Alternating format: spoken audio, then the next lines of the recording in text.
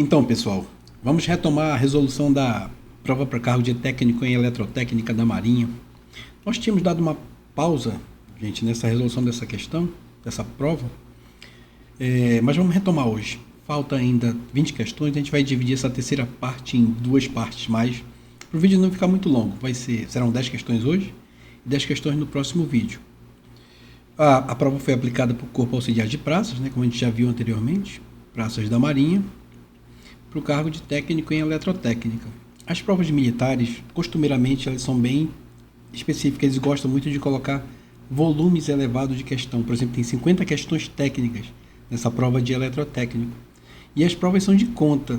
Tem algumas coisas de teoria, mas tem muita prova de cálculo mesmo. Isso é o lado bom das provas militares. Então, vamos retomar aqui as resoluções. Vamos fazer hoje da 31 a 40. Lembrando que esse canal resolve apenas questões específicas da área de eletricidade. Então, vamos lá. Questão 31. Qual é a tensão encontrada entre os terminais de um capacitor? Querem saber qual é a tensão no capacitor? Com carga igual a 50 microcoulomb e a energia armazenada 60 microjoule. Ele quer saber a tensão. Vamos botar aqui os dados. A tensão no capacitor. Ele te dá a carga, qual é a carga desse capacitor? É 50 microcoulomb, gente? Por isso que microcoulomb. E te diz qual é a energia armazenada nele. Qual é a energia armazenada nesse capacitor? 600 microjoule. E aí, inevitavelmente, a gente cai numa equação. Aí a gente não tem jeito. Temos que memorizar essa equação que relaciona energia, carga no capacitor, vezes a tensão, dividido por 2. É só lembrar disso. A energia no capacitor é igual ao quê? A metade, o meio, vezes a carga desse capacitor, vezes a tensão entre seus terminais. Não é uma equação difícil. E energia é dada em joule. Temos energia, temos a carga, a gente encontra aqui, a tensão. Vou só manipular a equação aqui. Tensão é energia vezes 2, trazendo 2 para o outro lado. E aqui embaixo fica a carga, o quê? Aí só é resolver a continha, pessoal?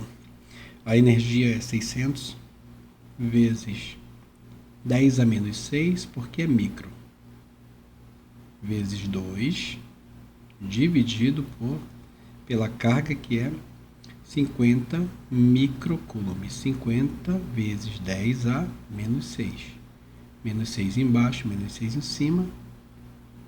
Vai embora, Fazendo essa conta aí, vai ficar 1.200 em cima, 2 vezes 600, dividido para 50.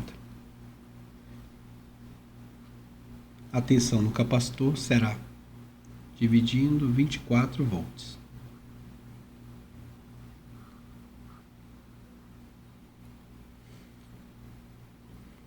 É letra E, Se você olhar ali entre as alternativas, 6, 8, 12, 16, só resta-nos letra E, 24 volts.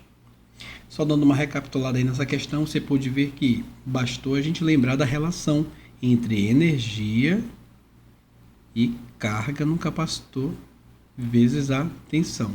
Lembra de botar o denominador 2. Feito isso, você mata a questão, lembrando apenas dessa simples equação que relaciona carga, tensão e energia no capacitor. Portanto, 31 é letra E. Questão 32 diz o seguinte: qual é o índice de proteção? Quer saber o índice de proteção do invólucro metálico mais adequado para o motor de indução? Quer saber qual é o índice de proteção, ou IP? IP, índice de proteção de um motor de indução. Lembrando que motor de indução é a mesma coisa que motor assíncrono, que deverá ser instalado numa área industrial, está dizendo que o motor vai ser instalado numa área industrial, sujeita a pingos de água na vertical e protegido contra penetração de corpos estranhos com dimensões acima de 1 milímetro. Essa questão, pessoal, não tem jeito, a gente tem que consultar uma tabela. Não dá para você saber, até porque não é um assunto corrente da área de eletricidade, né? Índice de proteção, a gente sabe que está ali no cantinho da placa do equipamento, né? Mas não é uma coisa que se ensina, costumeiramente se ensina em sala de aula. O que a gente vai fazer? Vamos consultar a tabela. O que diz a tabela? Essa tabela traz aqui alguns índices de proteção ou grau de proteção. Lembrando aqui atrás, ele falou o seguinte, ó, tem que ser o quê? Contra pingos de água na vertical e contra penetração de corpos estranhos. Não é isso? Vamos lá. Entre as alternativas, a gente tem IP14. Vamos para a tabela. IP14 nem existe, né? Se você chegar aqui na tabela, vai verificar que chega até IP13 e o 14 aqui não existe. Pelas alternativas, IP24 também não existe. Ó. Vai até o 23, IP23. Voltando aqui, IP30. 30 existe e 30 é o quê? IP30 diz o seguinte. Está dizendo que ele é não protegido contra a água. Contra a água. Está falando aqui, ó, que é não protegido. A letra está pequena, mas eu estou lendo aqui para vocês. E aqui, o item 3, né, o número 3, quer dizer que ele é protegido contra objetos sólidos com diâmetro maior que 2,5 milímetros, ou seja, coisas cuja partícula seja grande. Ele é protegido, então não se enquadra na nossa situação, né? Nem a primeira, nem a segunda e nem a terceira. Né? IP32. Vamos ver o que diz a IP32. Vamos ver aqui. Índice de proteção 32. Protegido contra quedas vertical de gotas d'água para uma inclinação máxima de 15 graus. O que diz a questão? Ele está dizendo pingos de águas na vertical, né? Ou seja, não é inclinação 15 graus, é pingos na vertical. Águas na vertical e não com inclinação, conforme diz esse IP32. Logo, não é ele também. Aí restou somente o IP41. A gente já sabe qual é a resposta, né? IP41 está bem aqui embaixo.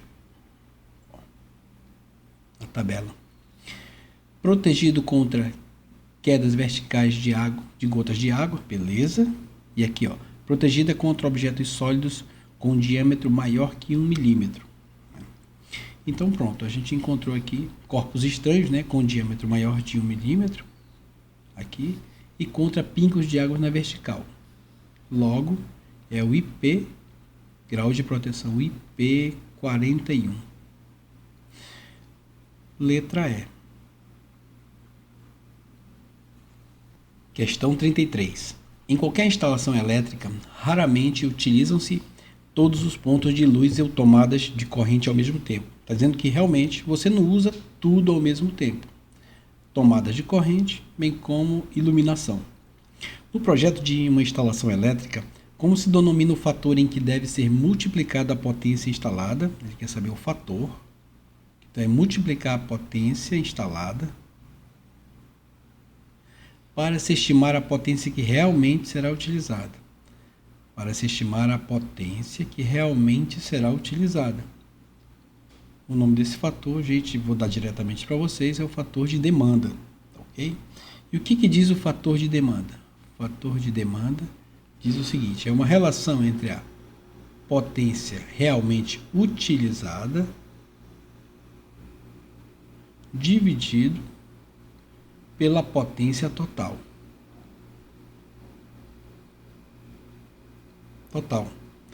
Logo, se eu quero saber a potência a potência que realmente será utilizada, vou botar aqui, ó, potência realmente será utilizada.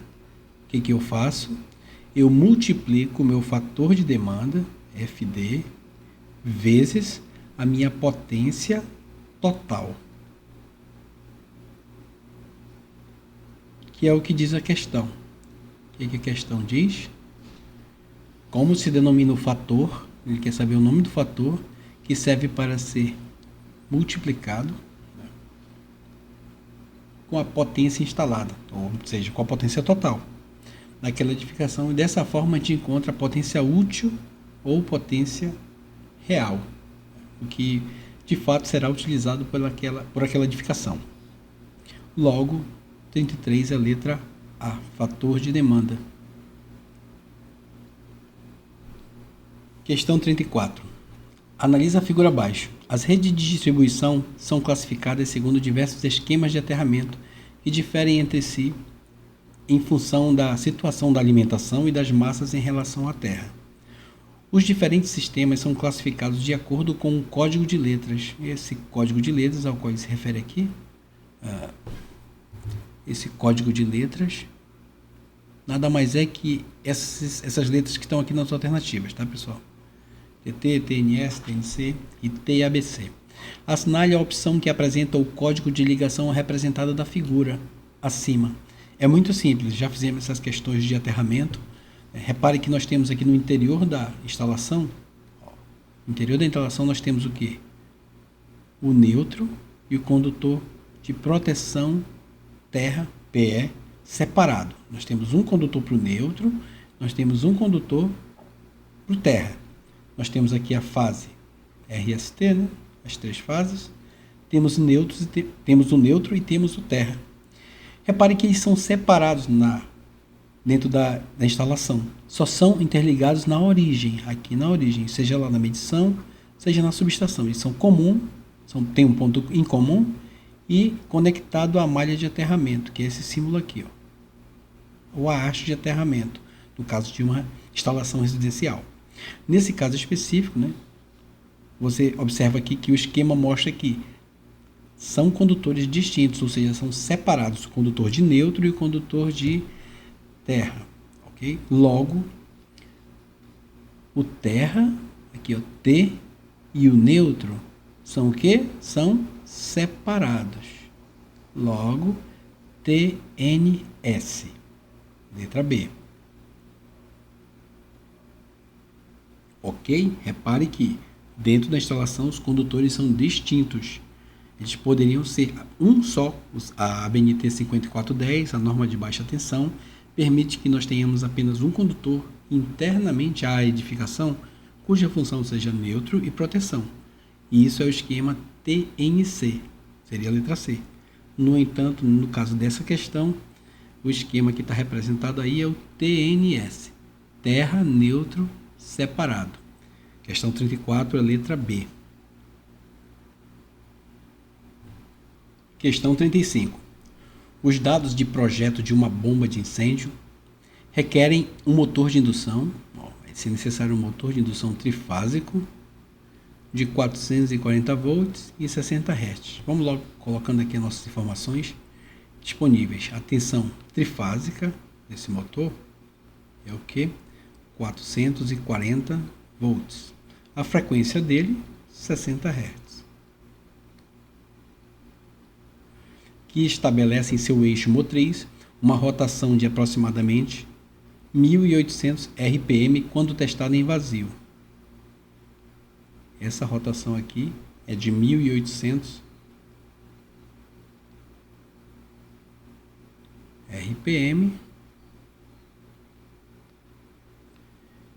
quando testada em vazio, ou seja, essa é a velocidade síncrona. Vou colocar um S aqui só para nos lembrar. Toda vez que você vê uma máquina girando em vazio e medir a velocidade dele, aquela velocidade também recebe o nome de velocidade síncrona. Ok? E de no mínimo 1.710 RPM quando testado em plena carga. Está dizendo que a velocidade, quando ele está com carga, vai para 1.710 RPM. Claro, você colocou a carga, o motor começa a girar um pouquinho mais lento devido a essa carga, né? Nesse caso específico, ele fala que é a plena carga, ou seja, a carga nominal, a carga máxima que o motor suporta. Portanto, o número de polos, ele quer saber aqui qual é o número de polos, e o escorregamento, também conhecido como deslizamento, máximo admissível deste motor são, quer saber o polo, número de polos, e o escorregamento. Vamos calcular primeiramente o número de polos pela nossa equação conhecida que relaciona a velocidade síncrona, 120 da equação, vezes a frequência, sobre o número de polos, P, que é o P, número de polos. Basta eu inverter aqui, o número de polos vai ser 120F sobre a velocidade síncrona.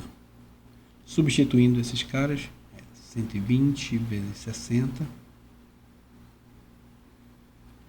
dividido por 1800.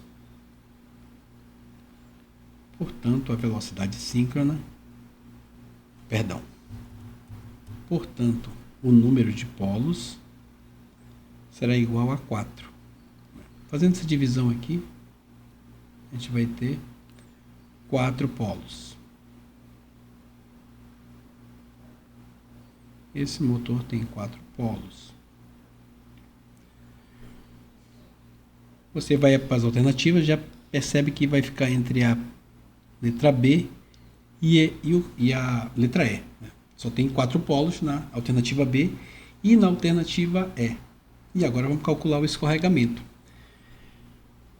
Antes disso, vamos saber o que é escorregamento. A gente tem essa dificuldade de calcular as coisas, né? Esse costume, às vezes, não correto de calcular as coisas, de sair fazendo conta, a gente que é da área de exatas, sem antes entender os conceitos por detrás. Escorregamento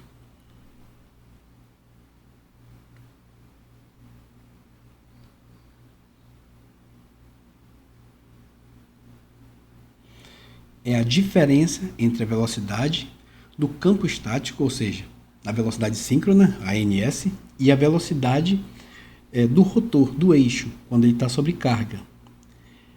Velocidade síncrona quando o motor está sem carga, repito, menos a velocidade real do motor quando ele está com carga. Você divide esse valor pela velocidade síncrona e multiplica por 100. É apenas isso. Que foi que eu falei conceitualmente. O que é escorregamento? S é o quê?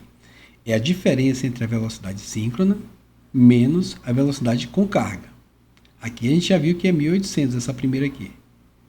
E essa segunda aqui é o quê? 1710. Só que para eu encontrar esse valor em percentual, eu divido novamente pela velocidade síncrona e multiplico por 100. Esse 100 aqui é o 100%, tá, pessoal? É só para transformar ele para percentual. Se eu não colocar o 100, vai ficar 0,0 alguma coisa. Quando eu boto 100, ele já me entrega o valor em percentual. Portanto, o escorregamento da máquina, S, vai ser o quê? A velocidade de 1800 sem carga menos a velocidade com carga dividido pela velocidade sem carga, a vazio, vezes 100. Quando eu faço essa conta, eu encontro 5%. É o valor do escorregamento. Professor, ficou um pouco complexo, né? Como é que eu vou guardar essas equações? Não, a primeira não tem errada. Velocidade síncrona é igual a 120 frequência sobre polo. Acabou. A segunda equação é o quê? Lembra só que é a diferença entre a velocidade a vazio menos a velocidade com carga. Okay? Quando o motor está com a carga no eixo, esse N. Divide isso pela velocidade a vazio e multiplica por 100. Isso é escorregamento. Lembra do conceito que a gente consegue guardar a equação a partir do conceito. Diferença de velocidade entre velocidade sem carga e velocidade com carga. Ok? Portanto, 35 é a letra B. Lembra sempre disso. Uma outra dica é o seguinte. O escorregamento nunca é um percentual elevado. A gente já teria matado essa questão aqui, de cara, porque não tem sentido esse escorregamento de 95%. Sempre é um valor inferior a 10%, o escorregamento em máquinas de indução, em máquinas assíncronas. Ok, pessoal? 35, letra B. Não entendeu? Apaga a questão e faz novamente. Faça e refaça, que isso aí vai criar memória muscular E você vai memorizar esse tipo de questão, nunca mais erra, nem questão de escorregamento, nem questão de cálculo de velocidade, ou de polo, número de polos, ou mesmo frequência, em uma máquina de indução. Questão 36. A opção que apresenta os 3 grupos distintos, quer saber quais são os 3 grupos distintos? Aqui basicamente pertence às lâmpadas elétricas são. Ele te dá aqui 3 grupos e quer saber quais deles são grupos de lâmpadas elétricas. Distintos, né, que são grupos diferentes de lâmpadas. Incandescente, letra A. Incandescente, vamos chamar aqui de grupo 1, as incandescentes, né? Fluorescente não pertence ao mesmo grupo da incandescente, são lâmpadas de descarga. Fluorescente e lâmpadas eletrônicas. Lâmpadas eletrônicas ou lâmpadas compactas. Essa eletrônica e fluorescente estão no mesmo grupo. A lâmpada PL é uma lâmpada fluorescente e uma lâmpada eletrônica, ok? Então, no grupo 2, vamos chamar assim. Letra B. De estado sólido, ou seja, a lâmpada LED é um grupo, ok? Vou chamar aqui de grupo 3. A lâmpada de vapor de mercúrio e fluorescente é o grupo 2, tá, pessoal? Está no mesmo grupo, que são lâmpadas de lâmpadas de descarga. Lâmpadas eletrônicas, um grupo, G3, é o G2, né, que a gente nomeou em cima. Lâmpada de descarga também está no G2 e lâmpadas frias também. Letra D. Lâmpada de vapor de mercúrio e fluorescente estão no mesmo grupo. São lâmpadas de descarga. Só sobrando a letra E, que é a resposta correta. Lâmpada fluorescente é o grupo 1. Né? Lâmpada de descarga é o grupo 2, onde estão as fluorescentes, vapor de sódio, vapor de mercúrio, multivapores metálicos, né? Todas nesse grupo 2. E o último grupo, que é o mais atual, é o grupo 3, que eu chamo de lâmpadas de estado sólido, que são as lâmpadas a LED. Lembra dessa palavra. Iluminação de estado sólido, esse termo estado sólido refere-se à iluminação a LED. É pouco utilizado, de fato, é mais na literatura teórica, no dia a dia você não usa esse termo. Você usa lâmpada LED, né? Mas, assim, para a gente ter em mente que pode vir numa outra prova, lâmpada de estado sólido é a mesma coisa que lâmpada LED. Lâmpadas de descargas são as lâmpadas fluorescentes, como eu falei anteriormente, vapores, de multivapores, e a incandescente é o grupo 1, que é a lâmpada mais tradicional, que funciona por aquecimento do filamento quando é percorrido por corrente elétrica. Questão 36 é a letra E. Questão 37. Diz o seguinte, a questão 37. Uma fonte de tensão contínua tem corrente de curto-circuito. Está dizendo que essa fonte tem corrente de curto-circuito igual a 10 amperes. Vamos escrevendo aqui as informações. Corrente de curto-circuito, 10 amperes.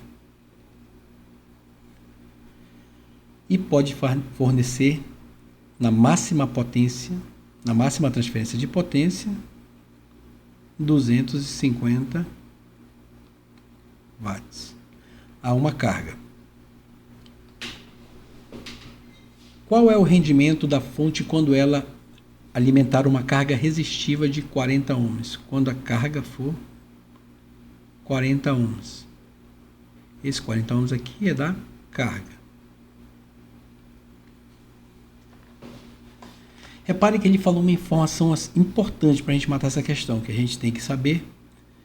Essa aqui, ó, máxima transferência de potência. E o que é a máxima transferência de potência? Eu vou escrever o conceito para você, que isso é um teorema, na verdade. Um dos teoremas gerais de circuitos, chamado teorema da máxima transferência de potência.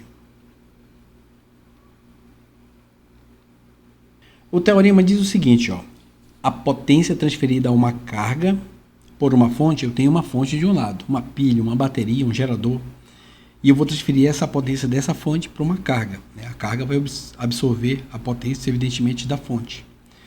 O teorema diz o seguinte, a potência transferida de uma carga para uma carga de uma fonte, ela vai ser máxima quando a resistência da carga, nesse caso esse 40 aqui, ó, repare que nós já temos na questão a resistência da carga.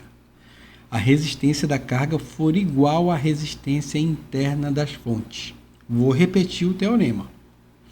Diz o seguinte: a potência transferida a uma carga por uma fonte será máxima quando a resistência da carga, que vai ser alimentada, for igual à resistência interna da fonte. Agora eu vou escrever aqui do lado um circuitinho mostrando isso.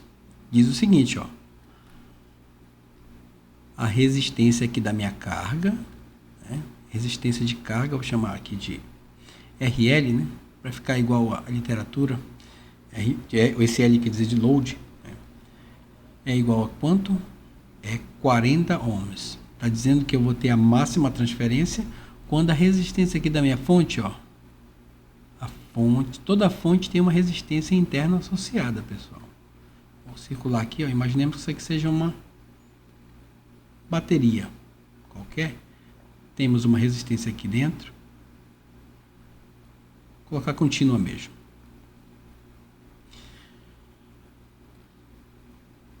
Temos uma tensão. E aqui nós temos essa resistência de carga que eu vou chamar de RS, ou resistência de fonte. Né? Esse S quer dizer de source. Nesse caso específico da nossa questão,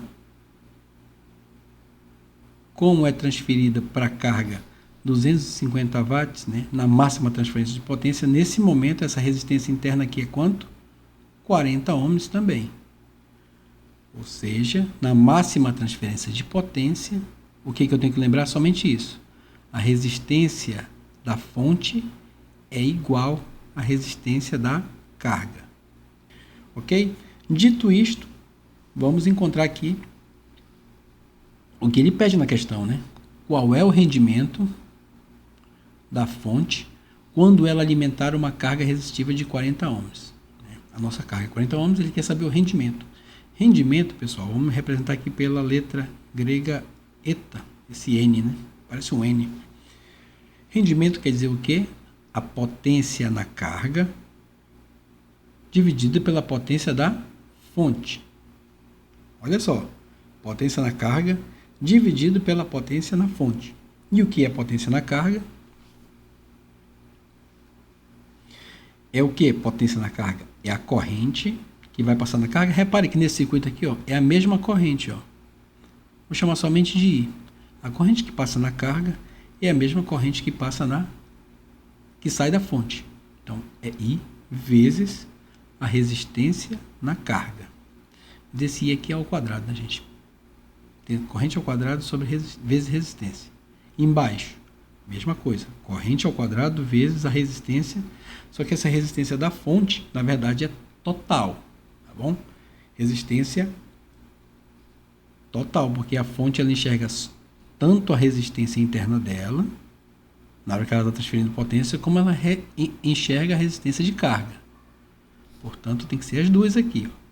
RL mais RS. Potência de saída dividido pela potência de entrada ou fornecida. Feito isso, as correntes é a mesma, você cancela. Logo, é somente substituir nessas resistências, pessoal. Portanto, o rendimento vai ser o quê? RL, a resistência de carga, nós já vimos que é 40 ohms. Embaixo, resistência de carga é 40. E qual é a resistência interna da fonte? É 40. E como é que eu sei que a resistência interna da fonte é 40? Porque na questão está escrito isso. Ele está dizendo que na máxima transferência de potência, quando ele falou máxima transferência de potência, eu já sei que a resistência da carga é o mesmo valor da resistência da fonte. Fazendo essa divisão ali dá 40 por 80, é 1/2, né? Ou 0,5. 0,5 é o rendimento. Né? Representando em percentual, eu multiplico por 100%, só para a gente encontrar como está nas alternativas, dá o quê? 50%. Portanto, a questão 37 é a letra C, pessoal.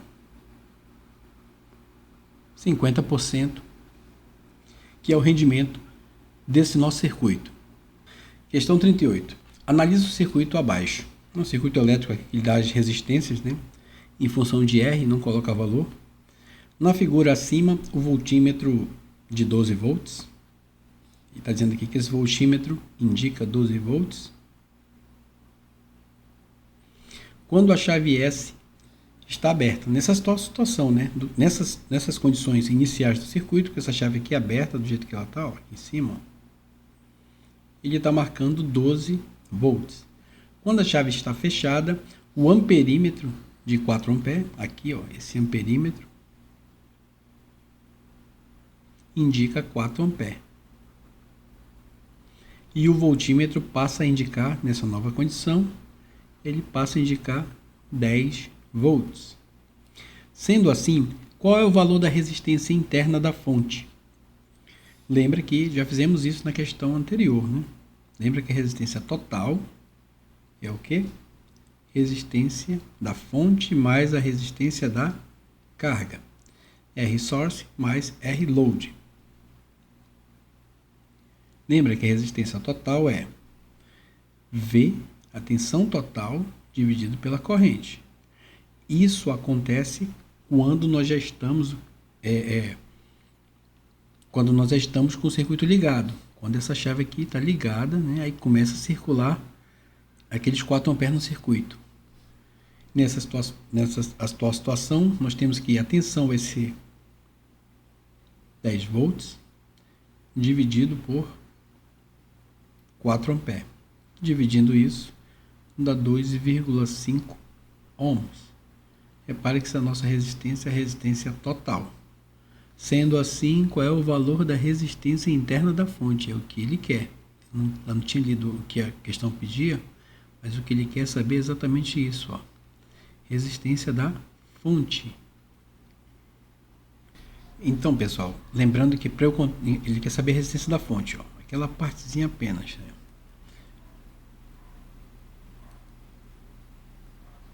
Vou desenhar aqui somente a fonte, que é esse trecho aqui.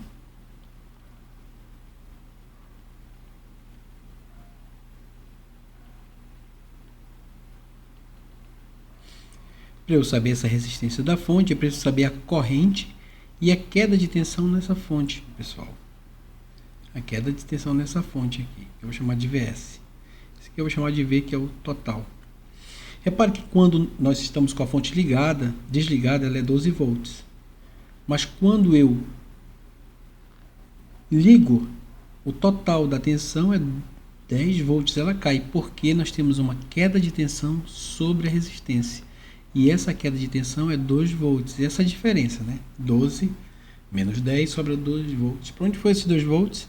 É justamente a queda de tensão que ocorre na resistência da fonte. Logo, a resistência da fonte é o que?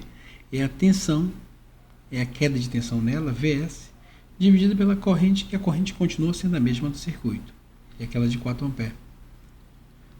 Dividindo isso, nós temos o que? Vs é 2 volts, dividido por 4 amperes. Fez essa divisão, temos que dar 0,5 ohm. 0,5 ohms é o mesmo que 500 miliohm. Interessante, nem precisava ter calculado a primeira parte, né? Eu fiz a primeira parte, mas não havia necessidade disso aqui. A questão quer apenas saber qual é a resistência interna da fonte, que é RS. A resistência interna da fonte é 500 miliohms. Logo, letra C. Questão 38, letra C. Questão 39. Analise o circuito a seguir. Ele te dá um circuito elétrico aí de 3 malhas, utilizando as estruturas de Thevenin e Norton. Thevenin e Norton. Qual é o valor da tensão VO do circuito acima? Novamente, a gente caiu num teorema geral de circuito. Na verdade, 2, né? Thevenin e teorema de Norton. Esses teoremas, gente, fazem parte daquele rol de teoremas gerais de circuito. Teorema superposição, Thevenin, Norton, máxima transferência de potência, dentre outros. Mas para a gente resolver essa questão é necessário, evidentemente, a gente lembrar do que diz o teorema de Thevenin. Teorema de Thevenin. Diz o seguinte: qualquer circuito de dois terminais pode ser substituído por um circuito equivalente contendo apenas uma fonte de tensão e um resistor em série. O teorema diz o seguinte: todo esse circuito aqui eu vou poder representá-lo por um resistor em série com uma fonte de tensão. Como está contínuo ali, eu vou colocar a fonte contínua. Vou chamar aqui de terminais A e B.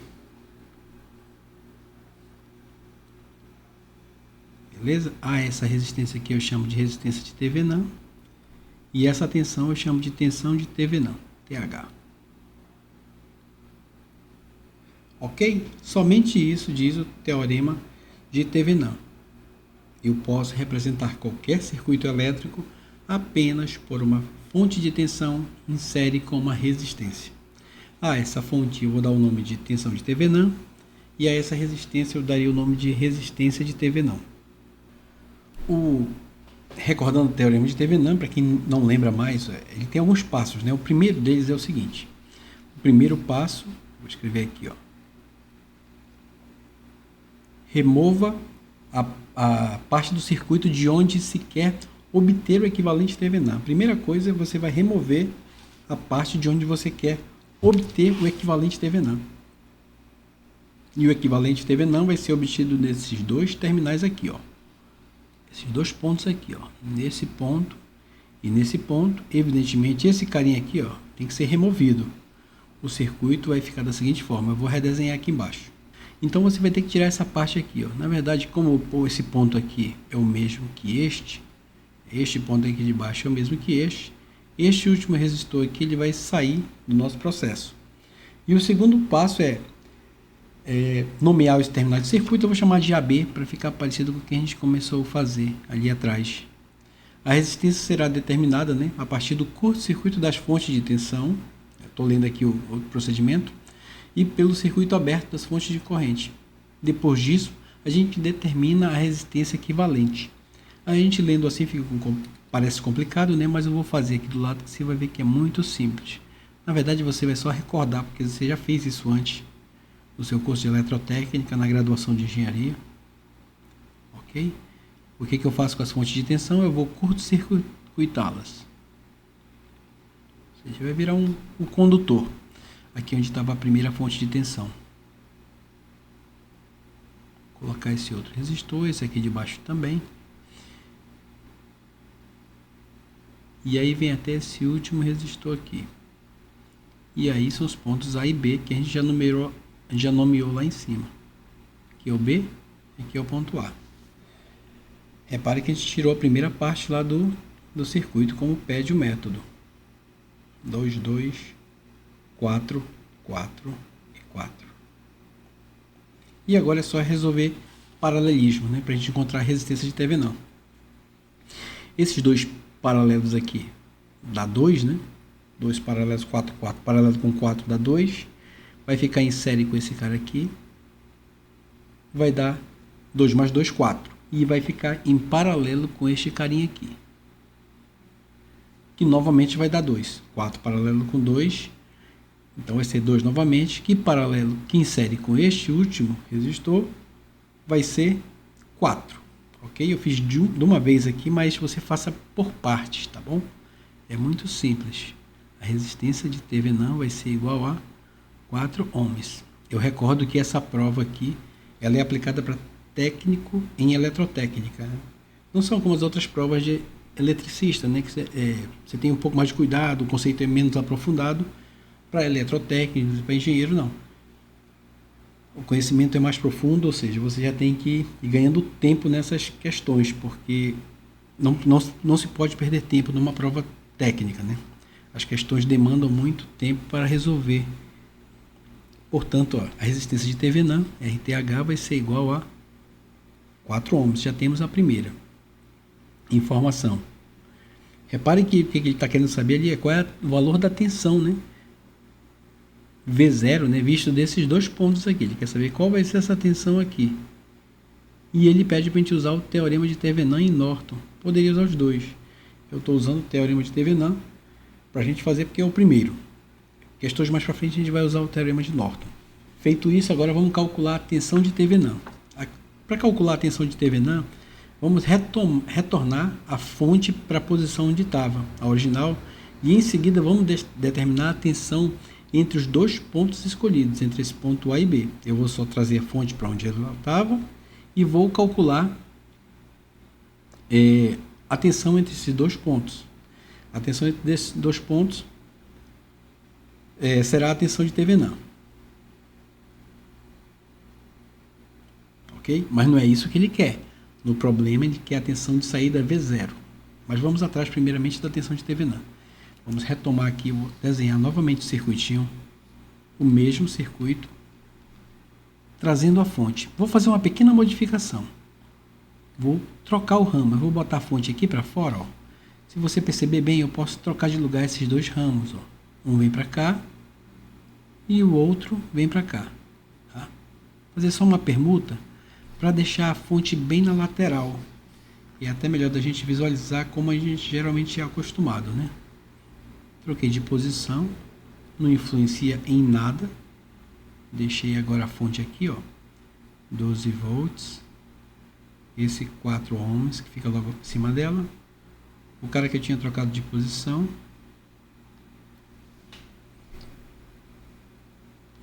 Dois ohms aqui.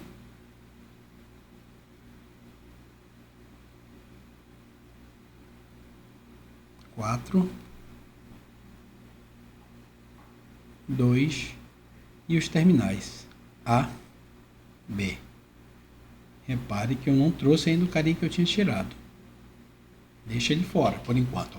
Então, a nossa tensão de Thevenin vai ser essa tensão aqui entre os terminais A e B. Essa vai ser a tensão de Thevenin, que na verdade é a mesma tensão sobre o resistor 4, gente. Sobre esse resistor aqui, que eu vou chamar V4. São iguais, são equivalentes. Porque não há circulação de corrente. O circuito está aberto, então não tem queda de tensão aqui. Esse cara aqui não tem queda de tensão na atual situação. Portanto, é determinar essa tensão nesse resistor 4. Redesenhando novamente o circuito aqui embaixo. Vai ficar o quê? A fonte, esse 4, esse 4 aqui, 2 em cima e 4 novamente. Está bem simples o circuito agora. Ó. 12, 4, 4, 4 e lá em cima 2. E eu quero saber agora a tensão que cai sobre esse carinha que é a minha tensão de Thevenin. VTH. Aqui tem várias formas, análise de malha, superposição. Mas vamos fazer pela lei de Ohm. Atenção. V4, que é a tensão de Thevenin, vai ser o quê? Essa correntezinha que vai descer aqui, que eu vou chamar de I4, tá?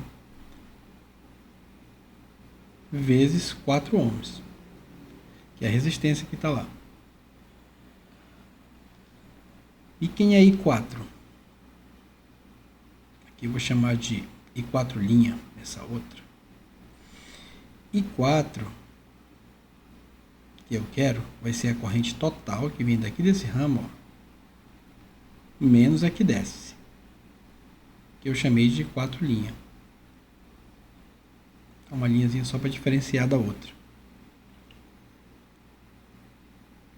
Para eu encontrar a corrente total, posso fazer por lei de ohms mesmo.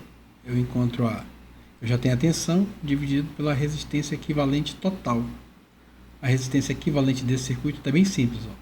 2 mais 4, 6, paralelo com 4, então é 6, paralelo com 4, né? Mais 4. Fazendo isso dá 6,4, a resistência equivalente, 12 volts dividido para 6,4. Fazendo essa divisão, a gente encontra a corrente total, que é 1,875 ampere. E qual é a corrente I4? Eu posso encontrá-la por divisor de corrente. Se eu tenho a total, eu posso encontrar I4. Vou fazer aqui em cima, tá? Trazer aqui para cima a resolução. Por divisor de corrente, a corrente I4 é o quê? É a corrente da fonte, 1, já fizemos isso em outras provas, 875 vezes a resistência oposta. Qual é a resistência oposta? É o 4 ohms. Oposta que está no outro ramo, não é mesmo? Olha aqui, ó. Essa resistência aqui, ó. Vezes 4, dividido pela soma de todas as resistências, que é 4 mais 2 mais 4. Dividindo isso, eu encontro a minha corrente I4, que é 0,75 ampere, fazendo essa conta. Perfeito. Encontrei a minha corrente, eu encontro a tensão de Thevenin, que é a mesma coisa que V4. VTH é igual a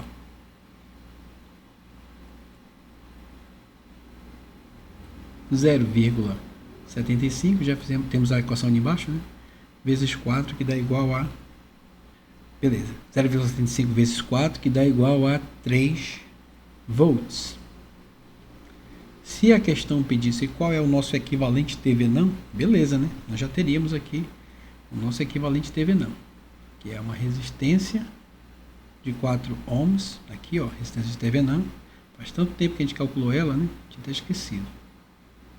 Insere com a tensão de Thevenin, que é 3 volts. Esse é o equivalente Thevenin.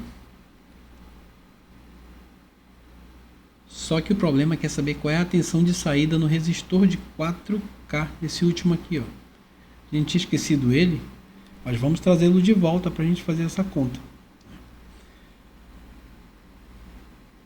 Colocar aí de volta aqui. Resistor de 4, eu estou colocando 4 ohms, tá, gente? Mas é 4K. 4 kΩ, 4 kΩ. E qual é essa tensão nesse resistor? Essa, de fato, é a tensão V0. Qual é? Ela vai se dividir, gente, a tensão. A tensão vai se dividir. Uma parte cai nesse resistor e outra parte cai nesse resistor, que é o que a gente quer. Se é 3 volts e os resistores são de 4 ohms cada um deles, se divide proporcional. Vai 1,5 volt para o primeiro resistor e 1,5 volt para o segundo resistor. Portanto, e pela lógica, né, a tensão de saída vai ser o quê? 1,5 volt. De boa, né? Questãozinha já deu um pouquinho mais de trabalho, porque envolve o conceito de teorema de Thevenin, que já é um assunto já que exige conta, não tem jeito, você tem que fazer várias vezes. Recomendo você pegar livros de circuitos e resolver essas questões, ok? Várias vezes, vários exemplos que a prática vai levando à perfeição, gente, não tem jeito. De cara, o primeiro exercício é um pouco mais complexo, mas com o tempo você vai pegando a prática e vai resolvendo as questões de boa, né? Portanto, questão 39 é a letra B. A tensão de saída, essa tensão V0, é 1,5 volts. Tem várias formas de resolver essa questão. Podia se resolver por análise de malha, por corrente de nó, por tensão nodal, ok? Por análise de laço também, ou por lei de Ohm mesmo.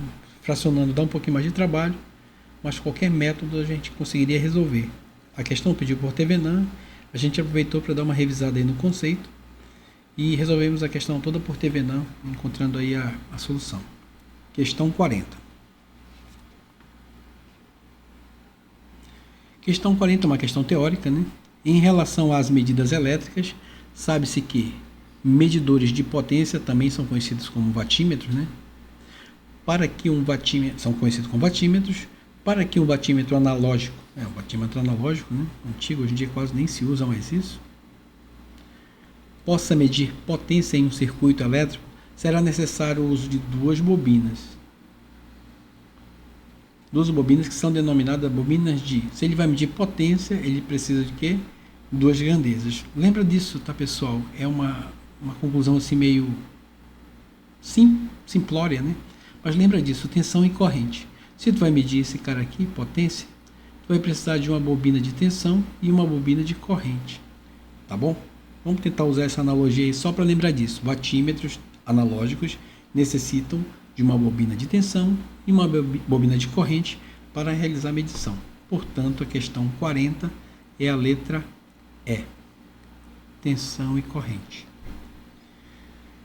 Ok, pessoal, a gente vai parar por aqui, senão o vídeo vai ficar longo. Eu tinha pensado em fazer as 20 questões de uma vez, mas o vídeo vai ultrapassar 1 hora e esse não é o objetivo. O objetivo é fazer vídeos que você consiga, de até 1 hora aproximadamente, para você fazer uma aula por dia. Chegou do trabalho cansado, né, mas quer fazer concurso para de eletricista, para de eletrotécnico, ou mesmo para engenharia elétrica, você tem como pegar ali uma prova dessa resolvida, pegar o seu caderno e resolver aquela prova comigo. Como você vai resolver essa prova? Eu sempre falo isso, já falei isso em outros vídeos, mas o processo de resolução através dos vídeos é o seguinte: você vai tentar primeiramente fazer a questão. Não conseguiu, você assiste o vídeo todo, né, vê como ela foi resolvida a questão e em seguida você tenta fazer novamente lendo o enunciado da questão, sem olhar a resolução. Vai tentando, entendeu? Quando você vai engatando, aí sim você vai novamente assistindo a resolução da questão no vídeo. Essa é a melhor forma da gente ir aprendendo as questões, pessoal. É tentando fazer primeiro. Não conseguiu? Beleza. Aí você assiste o vídeo. Então é isso, pessoal.